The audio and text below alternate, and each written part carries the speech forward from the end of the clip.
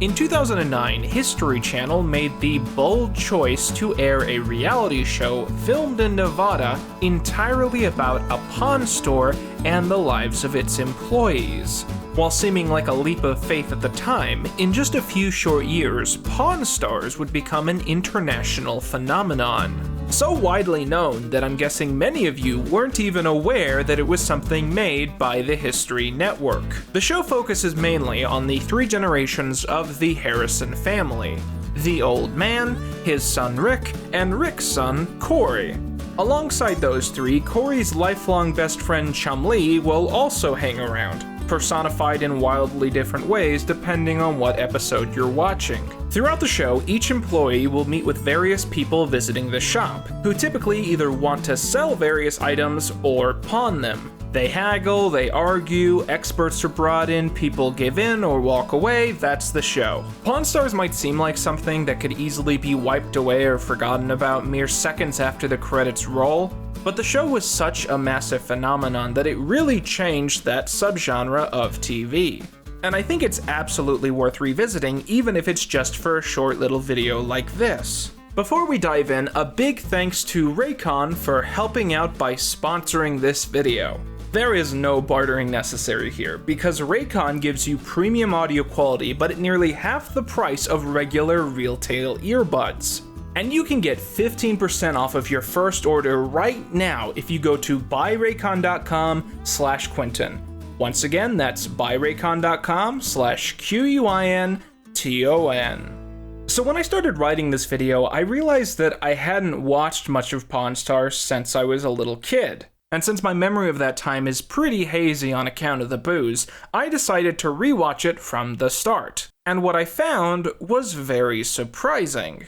You see, usually when people start talking about this show, the first thing they have to say is how much it's changed. When it first started, it was authentic and real, and now it's just nothing but a representation of the phony nature of manufactured reality crap. And there is some validity to that hot take, but it's clear that from Season 1, Episode 1, the show is oversaturated with moments which are clearly put in just for the sake of the camera being there. Fine, I will go to the eye doctor if you two turkeys get off of my back. I think what's really happened with Pawn Stars is that a majority of its fans started watching when they were kids and couldn't tell that it's fake. And when they became adults and could tell, they thought that the show had changed. Not to say that there hasn't been a shift in the format, but we'll get back to that later. If I could compare Pawn Stars Season 1 to any show, oddly enough, I think I would go with The Office, which I know there are 700 video essays about The Office and 10 rewatch podcasts. I'm sure you guys are tired of hearing about it. But in my mind, Pawn Stars was an attempt to create a show much like The Office, except on a quarter of the budget. The goofy cast, the hilarious weekly mishaps, the mockery of hierarchical capitalist systems which create a toxic workplace yet seem to always come back around to creating a profitable business model, it's all there. The main difference between the two is that The Office is a scripted sitcom that tries to emulate a documentary reality show, and Pawn Stars is a documentary reality show that tries to emulate a scripted sitcom. The A-plot of a lot of these early episodes, featuring visitors buying and selling items, are legitimate to some extent. But essentially, all of what I would call the B-plot of these episodes is entirely fake. And what gives this away is primarily how none or few of them have a long-term effect on the show. They are erased from the collective memory of the characters and entirely to reset the status quo by the time of the next couch gag. For instance, in Season 1, Episode 6, Rix hires his 17-year-old niece as a favor to her mother. Corey is then told that if he can train his cousin to work in the shop, he'll be given a raise. We're then shown a series of scenes revolving around that story, ultimately ending with her successfully passing the test. Corey gets his raise, she proves she can do the job, the credits roll, she is never seen again. In another story, a few seasons later, Rick becomes convinced that the cavalier nature of how his employees speak to one another is affecting business. and calls in a sensitivity trainer to try and build a healthy atmosphere. What follows feels like a series of skits from It's Always Sunny, as the trainer is stunned by how far gone the characters are from having a healthy work environment. You got a lot of peacock in you. Yeah. A ton of peacock. You have a lot of peacock in you, bro. So usually you're shown a hackneyed bit that pulls the curtain back by seeming too irreverent and non-concrete. But other times there will be a segment that makes you hope to God that the show is staged. Like in Season 1, Episode 9, they set up that one of the female employees has been habitually late to work. So the old man says, "As punishment for your tardiness, we're gonna let the fat one sexually harass you for our personal amusement." Everybody knows Chum loves peaches, and we're talking about the girl, not the fruit. In Season 1, there's also, no joke, a clip show episode. The characters sit around remembering purchases that they made earlier in the season entirely to make an extra episode without really producing more content. Literally, I cannot imagine this show being more of an overt sitcom without executive producer Greg Daniels popping up at the end of every episode. But one thing I can certainly admit is that what I call the A-plot in certain episodes seems pretty legitimate by comparison, at least in the early seasons, which we're primarily talking about right now. The frustration and anger of many of these visitors, previously convinced that they had something valuable, proves to be far too real in comparison to the wooden performances of the B-plot. For instance, this man, who has purchased what he thought was an $800 historical gun, only to figure out that it's a cheap replica worth $75. Yeah, so, okay, maybe the thing is a fake. My wife was pissed when I bought this gun. Now she's really gonna kill me. Which, by the way, anytime some goofball war collector comes in, he will go out of his way to mention at some point that he hates his wife. I either gotta get rid of the gun or the wife, and Well, man, some people would choose to get rid of the wife. I've had her a long time. She's paid off. Have you used this for protection? Yes, my wife has a problem sometimes with me, and one never knows. Okay. It just happens pretty much every time. One thing I really started to notice is that as the show goes on, the commentary on the pawn shop and the tone of the people visiting starts to swiftly change. Pawn Stars first began filming after the Great Recession of 2007 and 2008. And because of that, many of the guests visiting would be very open that they were selling these things because their lives were falling apart and they just needed any cash to make it through the month. This is especially true in cases of people pawning their items. Now, for those of you unfamiliar with the practice, pawning is when one of these shops essentially loans you money and in exchange you give them an equally valuable item. If you can pay back the loan, you get the item back, but if not, they get to keep it and resell it. Pawning is important because without that business strategy, a shop like this is just a really douchey, expensive Goodwill. It's kind of a scummy business practice, pretty much like most loans, and is built to take advantage of people who don't really have a lot of options. And it's super strange how these early episodes juxtapose these fat idiots doing stupid shit alongside horribly sad stories about why their customers are taking out loans that they probably won't be able to pay back, and how much of their lives have been totally torn apart by the recession. Would you take $1,500? You try to take the food out of my wife's mouth, you know, but Yeah, and put it in mine. This is starkly different from how Pawn Stars presents those same things only a few seasons later. First of all, the act of pawning on screen stops happening pretty quickly, probably because it was always super depressing whenever it would happen. And second, the show pretty quickly just starts being about finding cool stuff and showing it on camera, with an active attempt to not let the audience think of the sad stories there might otherwise be behind all of these people coming in. Famously, one episode of the show features Pat the NES Punk bringing in several ultra-rare cartridges and attempting to sell them for upwards of 30 grand. Another episode is just about Star Wars collectibles, with several extraordinarily valuable items being presented. from original props to a functioning Boba Fett rocket launcher prototype. And with Rick just randomly choosing not to fight for these items despite his clear ability to sell them for a very good price. And I think in episodes like these, it's obvious that the guest has no intention of selling these things. Their sole and only motivation is wanting to be on TV. And even if they want to sell these things, it actually doesn't make sense for them to do it on the show. Rick will usually ask for less than half of what he can sell an item for to make a profit, will be very open about the fact that he has to rip people off to make his business model work, and at the same time, being on the show is essentially free advertising for the product you're trying to sell. The smartest thing to do, really, is to go on the show, have the value of the item confirmed, wait for the episode to air, and then just sell it on eBay or to a private collector, because selling it to the store means almost certainly getting screwed over. It is somewhat satisfying, on the other hand, in the few instances where the characters on the show have been defrauded themselves, spending a ridiculous amount of money on items which turn out to be totally fake. I know the losses are so small that it doesn't touch their bottom line, but I still find something so oddly cathartic about it. Of course, in a way, I feel that way because the show is designed to make me feel that way.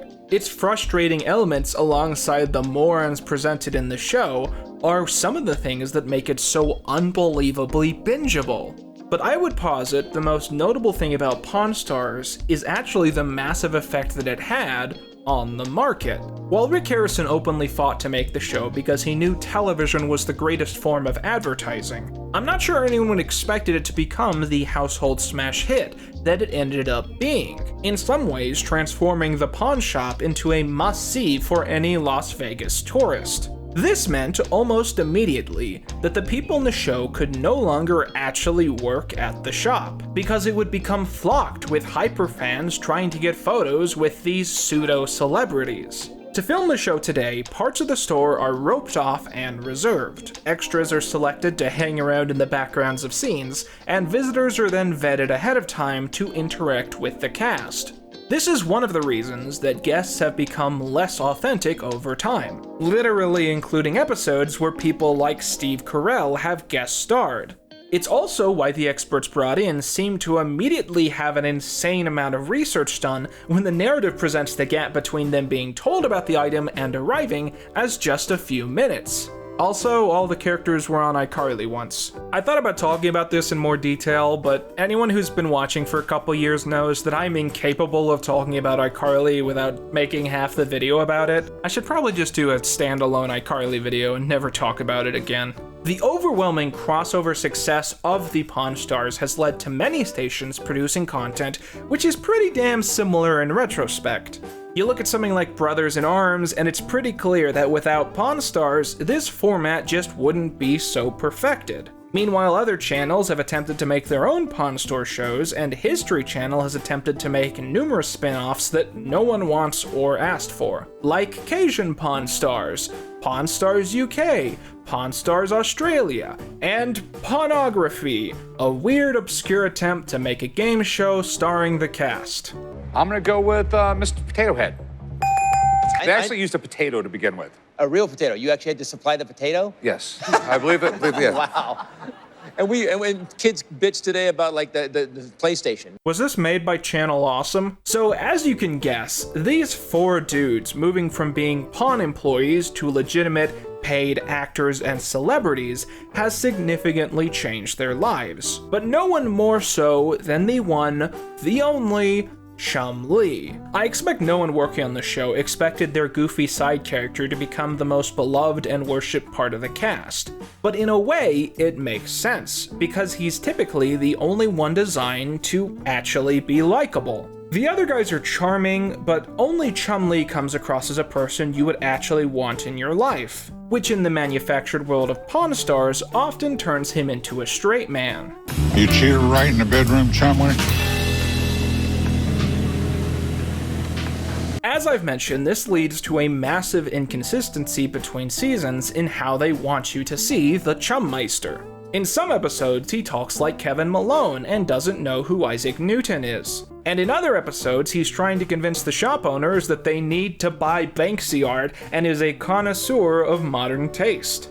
Chum is also, notably, the smartest person to capitalize on the show's popularity, starting his own company to sell novelty merch surrounding his character and even a candy store across the street from the Pawnshop. Because of this, it's been said that Chumlee has become an outright multi-millionaire, outflanking the others in business smarts and competency to some extent. And as much as his stupidness is clearly a facade, so is his cutesy demeanor. In 2016, Chumlee's house was raided because of an investigation into sexual assault allegations. During that raid, police found crystal meth, marijuana, Xanax, and multiple illegal firearms. The copious amount of drugs alongside odd things like scales suggested, at least to police, that he was a drug dealer on the side, and was potentially using his work and side business as a mild front. Which, gotta say, pretty ballsy move to use a candy store as a drug front. Seems really obvious in hindsight. More notable to many, they also discovered what was apparently called the Chum Chum Room, which is where he would do coke and have strippers over to get his chum on. You got a girlfriend?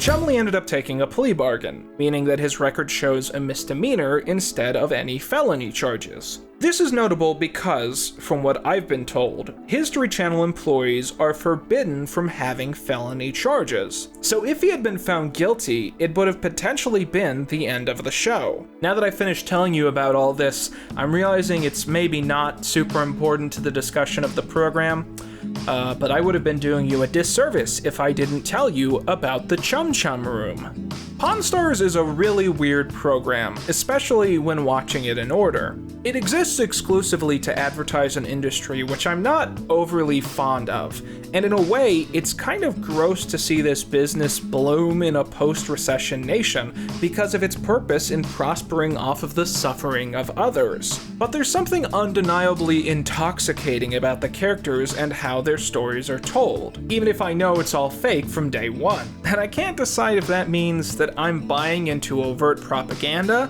or if I'm a stuck-up asshole for even worrying about it in the first place. But hey, I think you and I can cut ourselves a deal in another discussion by talking about today's sponsor, Raycon. Raycon is the fabulous service that can deliver you premium quality at almost half the price. I've been using these everyday E25 earbuds every day since I got them, and I am in love. The best part, I think, is how stylish and discreet they are, and how they isolate me in my own little bubble without bugging the people around me. They're the perfect thing for doing anything really. Working out, going on a walk, listening to music or podcasts, and all without annoying anyone else in your circle.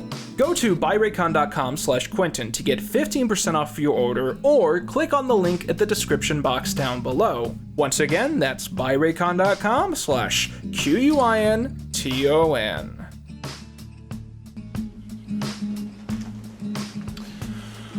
Hey guys, we got 3 very quick things to talk about. First of all, I want to give a big thanks to the guest editor for this video, Chris London, aka Adustus.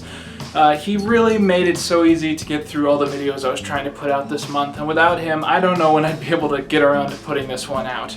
Second of all, real quick, I was involved in a Garfield Zine, which is currently for sale. I think it's going to be for sale for another 2 weeks, and it's PDF only, but it supports all the artists involved. So if you guys want to see that, that's also linked in the description down below. While I was making this video, I actually started to remember a skit I was a part of in high school that was making fun of Pawn Stars, and I sort of looked through the archives and I managed to actually find it. So I figured for the rest of the Patreon crawl, we'd watch like the first minute of that. And if you want to see the whole thing, it's going to be uploaded to my second channel, Quinton Reviews, which you can find, you guessed it, in the description down below. And we're going to start playing that in 3, 2...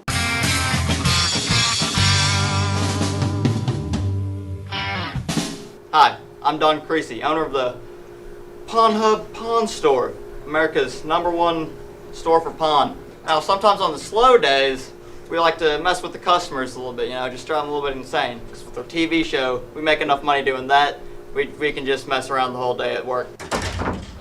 Hey, can you give me change for this 20? Yeah, sure. Let's see what we got here.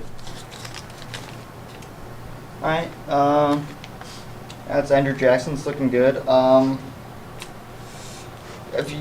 not sure if you actually knew this, but Andrew Jackson was the president who did the Indian Removal Act. I don't care. So, you know, tell you what, the most I could give you for this bill right now would be about $5. Like 4 of them? No. And I was like, nah, I'm only gonna give you like $5 for that. It's probably not even real.